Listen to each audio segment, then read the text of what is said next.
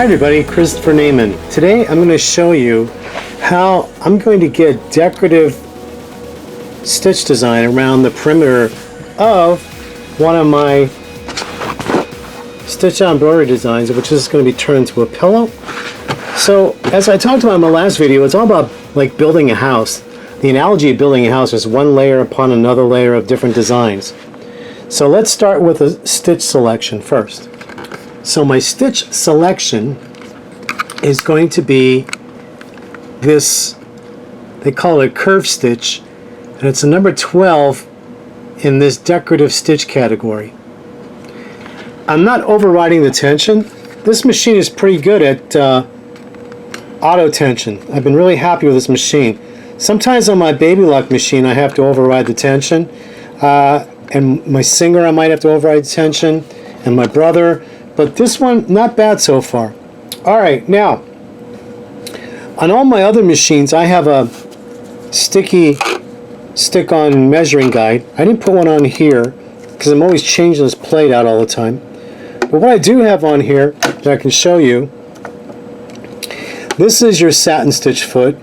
And then, in the back of the satin stitch foot is they call this a quilting bar. So I'm going to use this for measuring. So the first row I want to measure an inch from the edge, right? So from the center needle position out 1 inch, I'm going to move that there, and then I'm going to do ½ inch increments and do about 3 rows. Next thing I'm going to use is this beautiful sulky sliver thread they call it. Let's see, this is the Holoshimmer. The Holoshimmer looks like holographic, and the one that doesn't look like holographic but has the same tinsel type thread, it's called Sliver. I love these metallic threads, as you all know. The needle I'm going to use again is trusty old standard top stitch size 14. This is the Schmetz. I always use Schmetz or Class A, 2 of my top needles I like to use. I'm not going to engage the scissor cutter on this. I'm going to just cut it manually when it's done. Alright, so now this is on the edge. Normally I would serge this, which I will do after I do all this thread trimming. Okay, so this is how I do it. You can watch me do it, and then you can do it at home. Oh, I forgot to show you my thread setup on top. If you've been following all my videos, you will know how I set up my thread on top. Okay, so you can see right here, it's in a vertical spool pin, and it's this little dish I got, and I originally discovered this when I had my miracle stitch foot. It's a little dish that fits on a vertical spool pin. The vertical spool pin I got here attaches to the top of your bobbin winder. If you're going to ask me where you get this, go visit your local sewing machine dealer and you'll get it. Just show them this video and they'll hook it up for you. Okay? Alright, so let's get going on this. Here we go.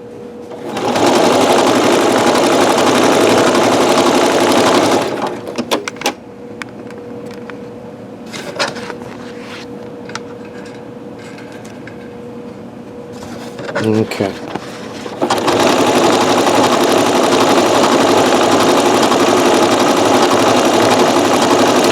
I enjoy doing decorative sewing, fiber art.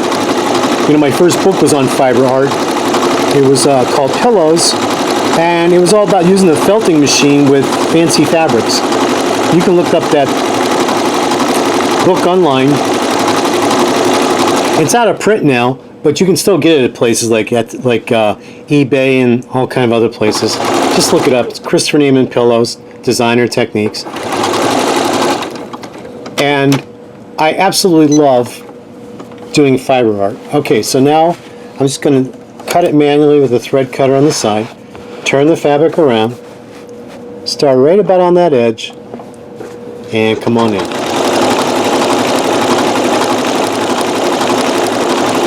See if I can raise this camera and angle it down a little more so you have a better view.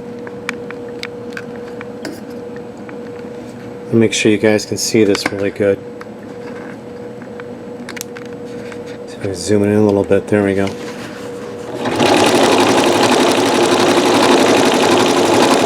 You know, it's like I tell everybody, when you have the right setup with metallic threads, It's flawless sewing.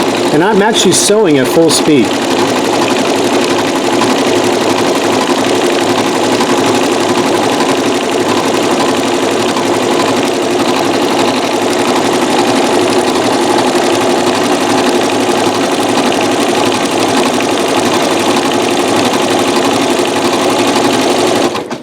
For so many years you would hear people say, oh, put the metallic thread in the freezer, put the metallic thread in a coffee cup. You don't need to put the metallic thread in the freezer, you don't need to use a coffee cup, you just have to have the right setup on your sewing machine, and then you can sew. And you'll have flawless results. That's interfacing that I haven't trimmed off yet, but here's the edge of the fabric, so in case you're wondering.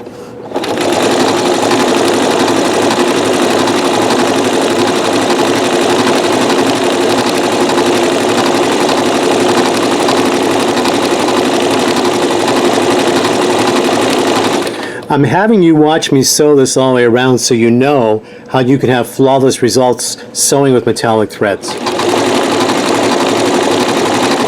Now I'm not going to say a thread never breaks on me, but 90% to 99% of the time I always have flawless results.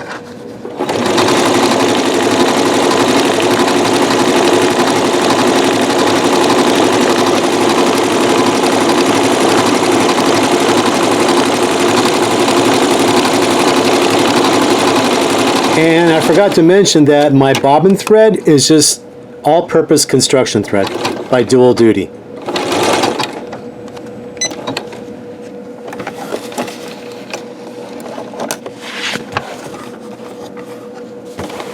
Now you may wonder, why am I not using the scissor cutter? Because this thread is really wiry and it might pop out of the needle, and I don't want to be playing with that. This is not easy thread to get through the needle. I mean, you can put it through the needle, it just takes a little time, and with this camera in the way, I can't get my head around to see on the side, so I'd rather be safe than sorry.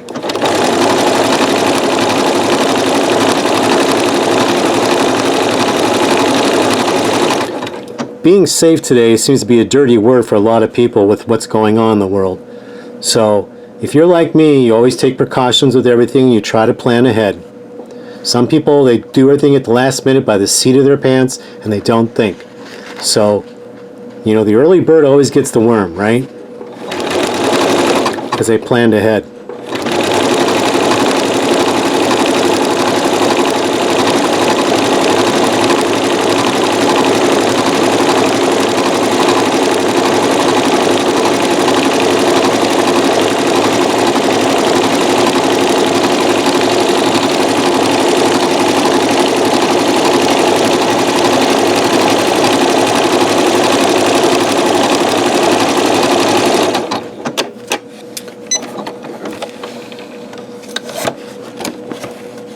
Okay, so that was all four sides now.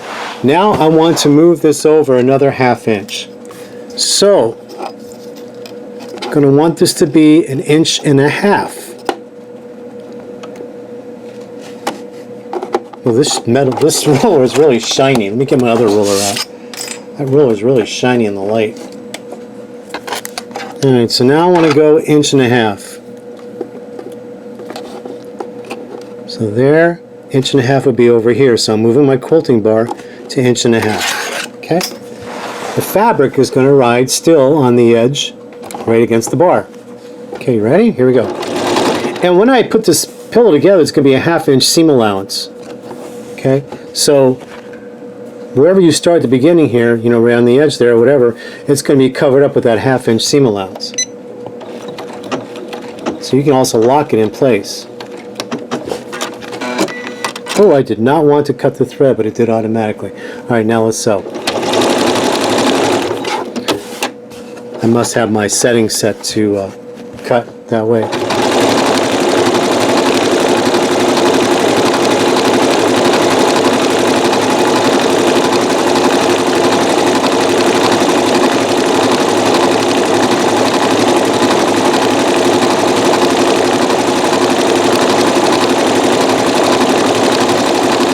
So everybody always wonders, how do you get straight sewing? How do you sew straight? Well, here's the deal. This is for the newbies, because the old veterans, they already know this. Never watch the needle. Always watch the fabric on your guide.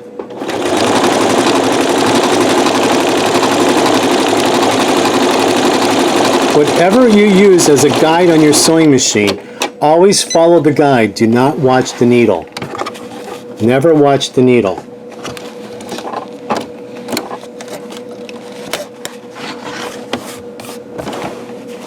Okay, next row.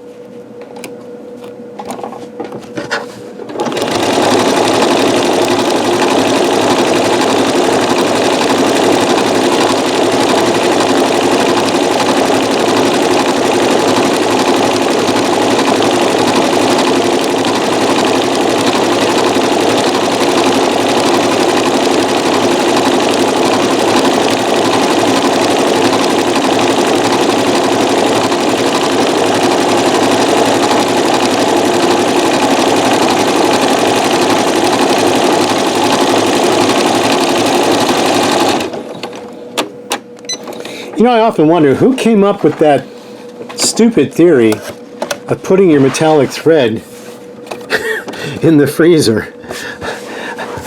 What chemical engineer came up with that thought process of putting your metallic threads in the freezer? I would love to know that, because I've been hearing that for years now. I see these women on the Facebook sewing groups telling people to put their thread in the freezer, and I'm like, where did you earn your chemical engineer degree? All you gotta do is set up the thread properly. As I explained many times in my videos, it has to be fed from the side. You know, think of it like toilet paper. If you take metallic thread and you try to feed it upwards like normal thread, it's gonna kink and curl on you. All you have to do is have the right setup for your thread, and you're gonna have flawless sewing. Please share that with all your sewing friends, so nobody's telling a newbie to put your thread in a freezer.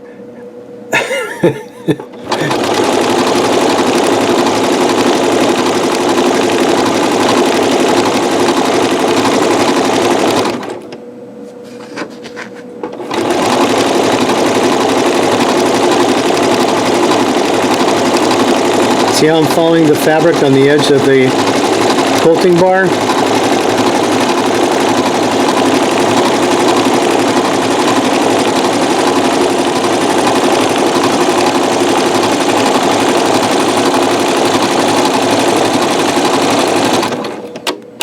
Now I'm sewing on my Janome MC9900.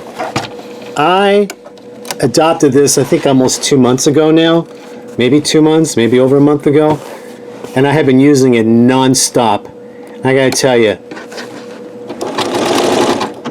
I'm glad I waited to get it, because I saw this several years ago. And it was twice the amount of money it was several years ago. And I got it for half the price today, brand new. I'm glad I waited, and I'm glad I got it, because I absolutely love this machine. You've been seeing all my results with my embroidery, and all the metallic I've been using. It's flawless, absolutely flawless. Now, the one model that I'd say replaced this, which is the, what is it, the 8950 that replaced this, it has less features. Same design, same memory, you know, same computer screen, everything. But if you want to go up one scale from this into the next century, go with the Janome Skyline S9, because the S9 has the Wi-Fi app on that you can use on your tablet, so you can take a picture of the fabric in your hoop, and you can put your design anywhere you want. You edit it, and then send it to the machine that sews it out. Now, the first company that had something similar to that was Brother and Baby Lock, where on their top line machine, you hoop your fabric, you put it in the machine, and then you press a button, and it scanned the whole hoop. And then the picture of the fabric in the hoop would show up on the screen. Then you can take your embroidery design and you move it where you wanted it in your hoop. Now, all the brand machine companies are coming out with the app, including Baby Lock and Brother, where you take a picture of your fabric hooped with your cell phone or your tablet, and then you can edit in it or send it to the the sewing machine. Now Janome, you can edit your design in the app and send it to the machine. I believe Brother and Baby Lock, you can take a picture and just send it to the machine. You can do the editing on the computer screen, it's on the sewing machine itself. So they're all moving to that Wi-Fi technology now. So my only fear with that is 20 years from now, are those apps still going to be available? And if they're not, you're stuck with a machine where you can't do that feature. Who knows? Hopefully they'll keep it going. Just like software. I had all this software from Baby Lock, and then they got rid of it, and they closed their software division down. So I'm stuck with some software that I can't get updates for or anything, and it's sad because, you know, we all want to continue using our products we paid for, right? It's just a chance you take, you know. It's a technology world today. Maybe they think whoever can afford these machines won't live 20 years. Who knows?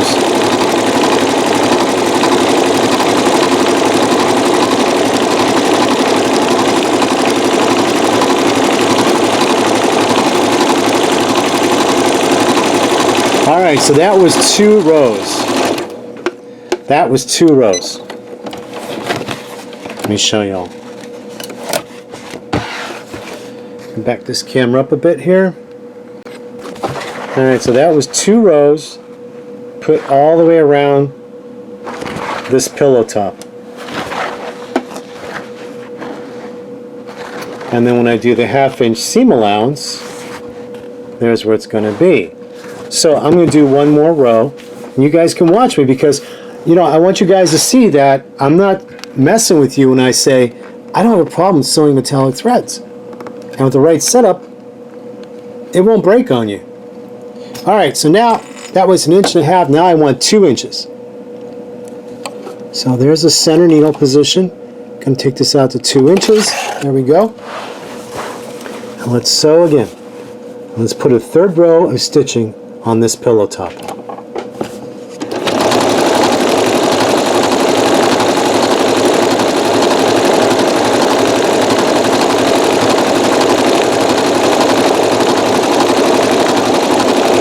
And for those of you that tuned in late to this video or just turned up the volume, I'm using Sliver Thread by Sulky in the vertical position.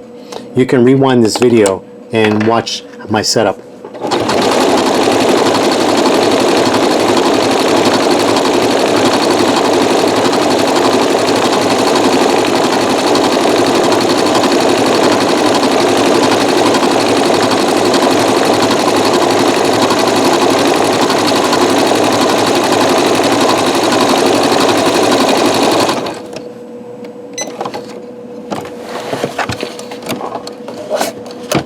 And all these excess thread tails will be trimmed off when I do the serging.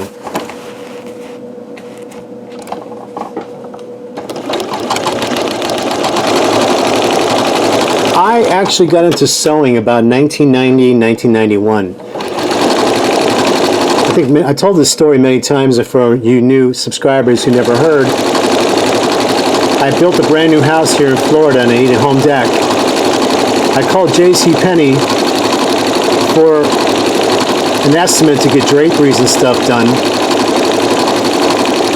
and they wanted $10,000. And I said, I don't think so. Now, during that time, there were tons of new homes being built in Florida, and they had all these model homes you could go visit. And the model homes were decorated so beautifully, right? I've never seen anything like that, because I moved here from Pennsylvania, from Erie, and I've never seen such beautiful decorating like that before, in person. So I started to go to these model homes, and I'd pick up the draperies and look and see how they were made. My first sewing machine I bought in Florida was a Brother straight stitch zigzag sewing machine. And then I started buying the Singer sewing books to learn how to do sewing. And then I was going to a Star Trek convention. I needed a costume. Well, I was on vacation that week. I never get up early because I'm a night owl, so I don't know why I got up early that day. But I got up early and turned the TV on, and there was Sewing with Nancy on PBS, teaching a 3-part series on how to make a tailor jacket. Whoa, I grabbed a blank video and I threw it in that video, a VCR, and recorded that show. And then I found out at the end of the video, you can order the 3-part series on VHS from Nancy's Notions on Beacle Drive in Beaver Dam, Wisconsin, and order Nancy's catalog. Well, guess what I did? I started getting Nancy's catalogs and started buying a new video every paycheck. You guys are going to remember now, this was around 1990, 1991, 92, and this was before the internet. So I would get her videos, and I'd play her videos. I had a TV and a VCR in my sewing room. I'd play her videos, I'd pause them, and I'd practice what she was teaching. Then I started to get other people's videos, other educators, and started practicing what they were teaching. And one thing led to another, and that's how I've been sewing all these years. Then I ended up publishing a couple books. I ended up teaching. I ended up being on television. I ended up traveling the country and teach. So thank you to those ladies and gentlemen on PBS for giving me an education. Yes. And how did I invest in my education? I bought books and videos. Didn't have free YouTube to watch like you guys do today. All right, I've been talking so much and I'm done. Look how fast I went by. All right, so let me just get this up here and show you. So I can level this camera out. All right, there it is. Oh. There it is. Is that beautiful? So pretty. So nice. I love this. And then I'll go ahead and put some jewels on here and decorate this some more, and you know, put some crystals where the eyes are so they sparkle really nice. And that's how I do it. So now I prove to you how I sewed flawlessly with metallic thread with no breakage. And why? Why? Because I had the proper setup for the proper size spool of thread. Right? Alright guys, take care. Give it a shot. See how you like it. Alright? Thank you everybody. I'll talk to you next time. Bye.